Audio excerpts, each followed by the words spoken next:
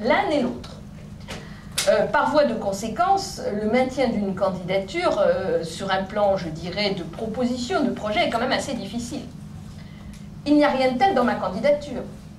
Je suis une femme engagée dans l'écologie depuis 35 ans. Je n'ai rien à prouver à cet égard. Et j'ai certainement fait plus pour la cause de l'environnement, avec les procès que j'ai menés avec mon mari, avec mon action de ministre, avec mon action associative, je pense par exemple au CRIGEN, que beaucoup de beaux parleurs de Parti vert en ont fait dans leur vie. Ça, c'est la première partie de ma réponse. J'ai donc quelque chose à proposer.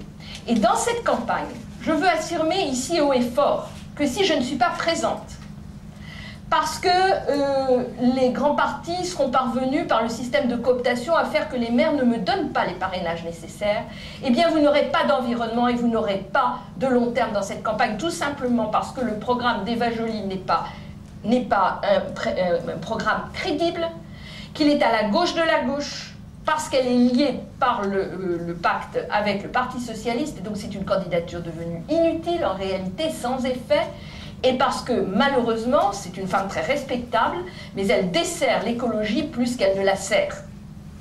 Je l'ai dit et je le redis, l'environnement a besoin d'un avocat, d'un défenseur, pas d'un juge.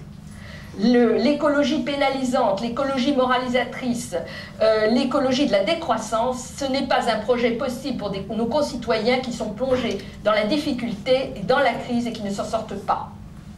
Donc, si on veut, et je pense que beaucoup de nos concitoyens le veulent, qu'il y ait dans cette campagne une voix forte en faveur de ce que doit être la prise en compte de nos problèmes climatiques, sanitaires, écologiques, de manière à assurer un développement compatible avec ces obligations-là, eh bien il n'y a qu'une voix, c'est la mienne, il n'y en a pas d'autre.